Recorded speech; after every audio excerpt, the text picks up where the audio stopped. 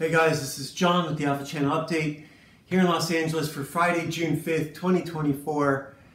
And today I want to start off with talking about what I'm doing and why I'm doing it. I'm not just reviewing comic books and criticizing them for eyeballs on YouTube, which is obviously YouTube is an amazing thing. And it's changed a lot about the world. So not just that, the entire internet. If it wasn't YouTube, it would have been something else. Like, what I want to talk about is the big lift that starting a studio is. I catch a lot of the videos from Film Courage here on YouTube. I wrote scripts before I wrote my novels. And I wrote my novels very much in a script writing sort of way, in that they're very visual. I write what would be on the screen in a sort of lyrical way, and I write what would happen I try to present it in an interesting way. What I love about comics is that comics crush the fiction experience into a very easy to manage half-hour, sort of 20-minute experience, maybe a little bit longer depending on how good the art or the writing is. If you go back and reread Witchblade, that had a lot of words in it that you don't remember. You remember the art, but there was a lot of words covering that art. And today we have Conan 241, the cover by Todd McFarlane, and I got it autographed once upon a time.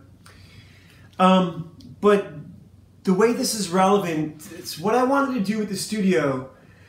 Going to animation school and working with your friends on projects in class is probably one of the best experiences you could ever have. Second only to skateboarding with your friends. You know, you're all working together, you're having fun. This is the same sort of thing. When this is not work, it's magic. And this could be magic. Running a studio should be magic. This shouldn't be stress of deadlines. This should be crafting experiences. This is user experience. That's now a fundamental discipline when it comes to creating apps. A comic book is an app. One of the first projects we had in school was to take a box and decorate it in a way that makes the user pick it up. The audience, you say user, but it's not, it's an audience. Everything is entertainment. Sales is entertainment. So the way all of this, I can hear it in my own voice right now. The energy that I'm bringing to this video is anxiety. It's not fun. And that's in response to the last 3 of these that I made, 4, that I had such an emotional reaction to, that felt like an insult to me, the audience member. And I am the target audience for Conan. If I feel insulted, you are fucking up. Okay? This is not Care Bears. This is not Little Orphan Annie. This has a very specific target demographic. And when you deliberately go and piss in this recipe, it's noticed. So this issue has Roy Thomas back at it. And again, the reason I'm mentioning all this is because it's still, despite the fact that it's Roy Thomas, it feels rushed and it feels deliberately, it feels like the recipe is being toyed with by the upper management. This happens so often in TV. In TV, what happens over 241 issues gets compressed into a very few episodes or seasons. A television show that comes out that's a huge hit gets a lot of attention and a lot of eyes on it, and the people running that show suddenly have a lot of mouths at their ears telling them what they need to do with their next season and which messages they need to promote. When all of your money comes as interest-free loans because of your ethnic demographic and because your religion gets interest-free loans, then yeah, you can afford to do propaganda when you also own the banks. So to tell me that this is not propaganda and to tell me that what's happening here, you can really see it in TV.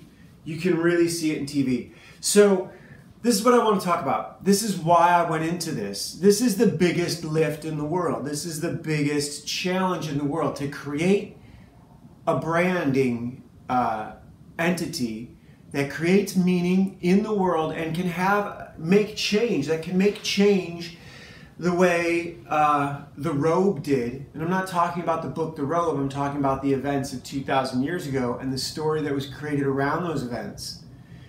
That story created an empire that sustained. Now, I'm not saying they weren't tyrannical, I'm not saying they weren't selling places in heaven. But what I'm trying to point out in all of this is that you can make a living doing this. And when I went to animation school, that's what I got into this for. I was infatuated with Devil's Due, the company Devil's Due. They're a lot like IDW, and some of the guys on YouTube, the live streamers around comics, have been talking about how IDW doesn't own any of its own intellectual property. That's why this is so important to me. Creating my own thing and making sure that the user experience is everything. So when the user experience is wrong and you know how to do it right, there's no excuse for that. There's no excuse for the Michael Higgins, the last 8 issues of Conan the Barbarian. This one is better, but only marginally. Roy Thomas, I think he went on to do King Conan while they were messing around with this. And we've got some, I discovered that Mark Silvestri's, some of his first art is on King Conan, so that's coming up. A lot of great artists cut their teeth on this because everything you need to see is here. And we are going to get into what happens in this issue, but I want to talk about the Bill and Ted-ness of trying to create a studio. When you're trying to create a studio, especially when you're a young artist, when you're trying to make your mark, you're trying to create the great American novel or the song that changes history, the song that changes the universe, that can heal everyone. Here's what I discovered in writing this today, in coming up with what I want to talk about here. When I want to do a studio, the reason I got into writing and making movies, it looked like so much fun. It looked wholesome. It looked like there's no lies involved. No one's getting cheated. No one's racking their brains trying to figure out how to save 3 cents on a length of pipe, the way you're doing with contracting. You can build a home for someone and they can go on and have a terrible life there. You know, that has nothing to do with you. So I wanted to do something more powerful, I wanted something to give my life to. And in doing it, I've had all the experiences that I wanted, though I didn't get them the way I wanted them. I could crush my entertainment career into a short story that would be both true and exaggerated. The reason for that is, okay, so when you're in a rush, when you're doing this for $1 and you're doing this for other people's approval, you can get very serious about it. Seriousness is not what's needed here. Sincerity is what's necessary here. And that was the big difference between the other books by Michael Higgins. Those were serious without being sincere. The sincerity was missing. Not only was it missing, it was condescending. There was no sincerity. You can't be sincere with someone you disrespect. And so when you have real contempt for the audience, when you hate the audience because you're ethnically taught to hate the audience, you're not going to be able to create, you're going to be able to be serious, yeah, but sincere, no. You can't do that work with sincere love. You can't create magic for the audience. And it's reflected in the work. So this is Roy Thomas again, and it's good, it's correct, I believe it's sincere, even if it is a little ham-fisted. So before we get to that, we're going to do the Wildwood Tarot for today. Today is the 5 of Arrows, and the 5 of Arrows is represented or portrayed by frustration. And so here we have a hunter trying to take down a stag. He's fired 4 shots, he's got 1 left. You know, if you, it's sort of like the revolver. If it takes you more than 5 bullets, you're doing something wrong. You shouldn't be firing at distance. He's got 4 shots and the stag's about to impale him. So yeah, frustration. And that's, my career. Clearly, I don't own a studio that is making enlightening work for the audience, that's making uplifting, inspiring work for the audience. I've had some stuff to get through on my own. And in writing this whole preparation for today, I like to put these on big piece of paper so I can read them while I'm talking to you guys. And in writing all this, kind of what I had to think about was, even though I haven't been able to do that for my friends and family who I really wanted to, I've got it myself. And you know what? That's really relevant in skating. I can go skating and have the best time, but I can't invite any of my friends because we're older now. Like, they have kids. They have real responsibilities. I can only skate because I quit on the world. I didn't start to skate until I had completely given up on everything. But that's not the point. The point, and that's not where it's relevant. Where it's relevant in terms of making comics was that I couldn't invite my friends and family to come into this industry with me, the entertainment industry, when it's proven to be so resistant to me to being successful, right? And a lot of the people who are successful at it, who are making, when I was making money, I didn't have time to hang out with friends and family. And now I have time, but that's because I'm dragging my feet on doing my own work. I do have some art to show you guys today.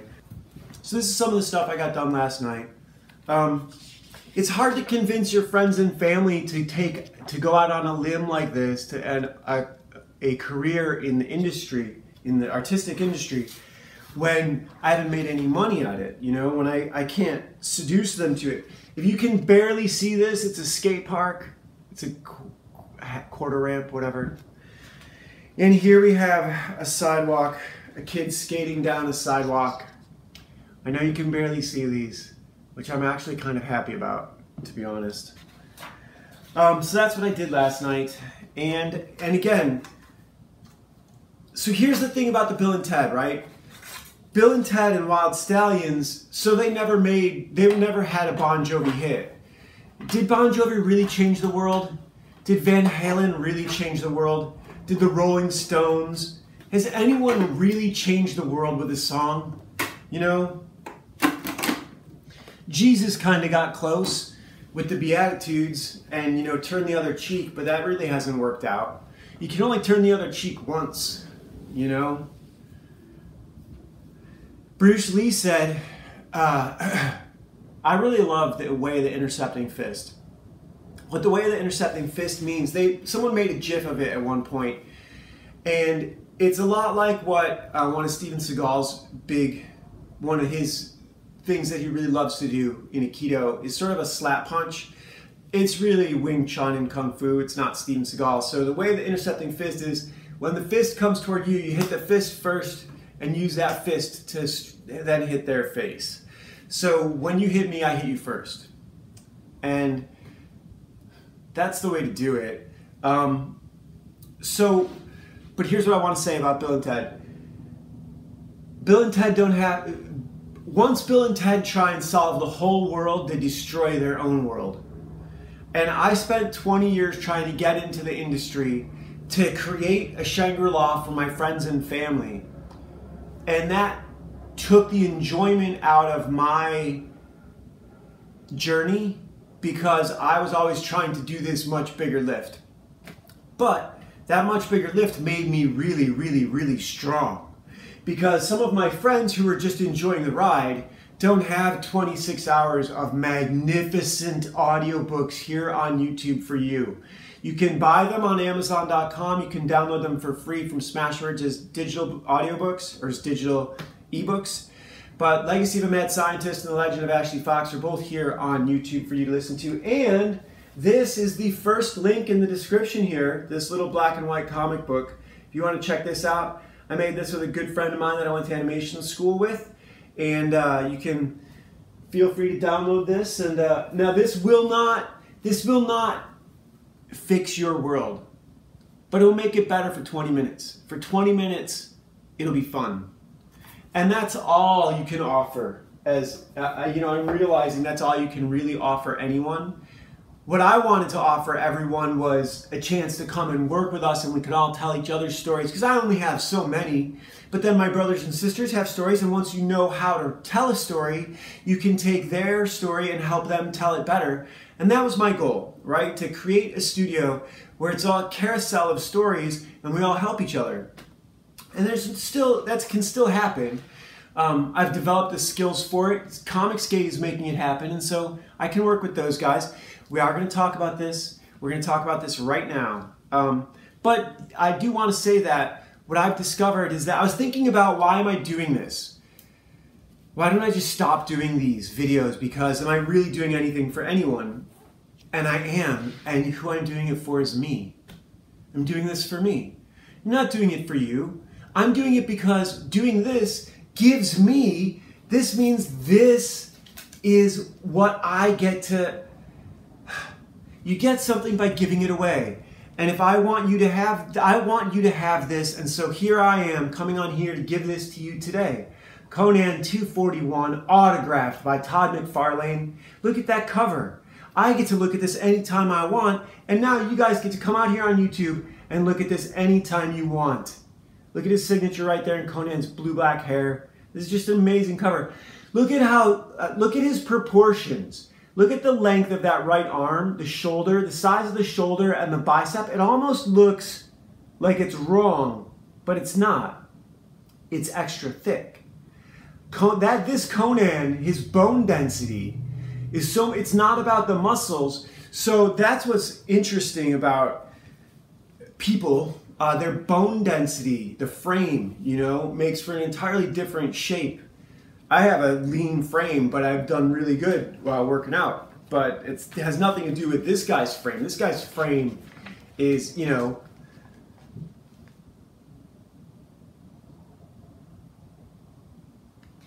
so again, this is Gary Hartle with the pencils. And I love the characters in the background here. I love this. So the whole tone of this is different. I'm fucking the cover right now. Look at how terrible I'm abusing this cover. The whole tone of this issue is different. Look at the characters in the background.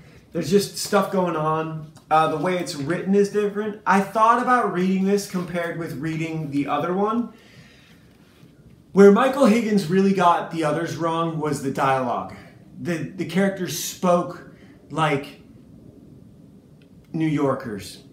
Whereas in this, they speak differently. They have a little bit more Yoda speak, which is a little more Greek or Latin-esque in the way they, you know, he structures his sentences.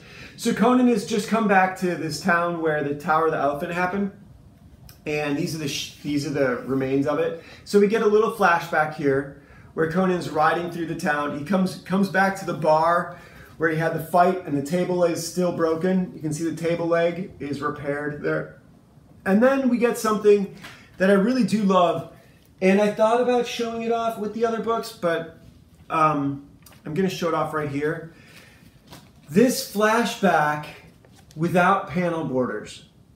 I saw it in the Michael Higgins Ron Lim book, because I was looking at those. I wanted to compare it to this, but I decided, you know what, my review of those books is done, and I'm just gonna let it go. I'm not gonna continue ripping on those guys. But I do love this flashback with no panel borders, and it makes for a really beautiful page. It's really amazing. I love they show the old helmet. And then we get to what's currently going on, and this girl sees Conan and starts hitting on him and ignores the guys she's with, and Conan tells her, I don't want nothing to do with you, you go back to your guys. And the guys aren't having it, so they get to have a fight. Of course they get to have a fight because it's a Conan comic, and Conan cannot go into a bar without getting into a bar fight and being flirted on with a trollop. So I don't go to bars. I worked in a bar as a teen, and it cured me of bars. I fucking hate bars. I fucking hate them. I hate drunk people. I can't stand being around drunk people. This is a great page, great Conan page. I love the shot, the standing, yeah, it's a good panel. Okay, so now this guy, I had earlier complained about there being a very slim cast to the Conan comics. So here we have like 2 or 3 obligatory flashbacks in this issue because apparently the executives noticed too, and so we've got characters making reoccurring appearances. Ugh. Just beating the shit out of this autographed cover. Conan does not need reoccurring appearances. Look, here's Silver Surfer and Nova, Ron Lim. Ron Lim did the best run on Silver Surfer. I suspect that this is his art, but it may not be. Here we go, Conan. Let's see what happens here. Oh, Conan had left his horse with some guy outside of the bar who decided to take it. Now, horse thievery is a crime punishable by death. Apparently not in this issue. This is Roy Thomas. So Conan gets his horse back. He's with the priest. They're on their way to another town where this priest is going to act as a marriage. He's going to perform a marriage. The carriage up ahead of them is about to cross that very elven-like, beautiful wooden bridge. And it's lost a wheel. And the lady of the carriage decides she's going to walk across, and Conan decides he'll go check things out a little bit. So, like I was saying, look at this artwork on these pages. The bridge has a troll that they must fight. Now, it's a very shallow creek, this is just, I love everything about how this is drawn. I'm not a fan of how it's written. Some of the writing in this is sort of excuse-making writing. I suspect that, I don't know if the story was drawn and then Roy Thomas was brought in to write it. I do want to say that the letters on this page are fucking amazing. I noticed this almost immediately. The lettering on this page is beautiful. It's very thin. It's very script-like. I wanted to show that first page because I was going to look up and see who wrote it. So Clem Robbins is our letterer here. And I'll move this up and just take a look at those letters anywhere on the page. And they just have an elegance and a grace to them. It's kind of like Todd's inks have an elegance and a grace to them. That's what makes it art. So, yeah. Conan snatches up this lady, and you may recognize her as Red Sonja, because why not? Why not? Bellet's dead.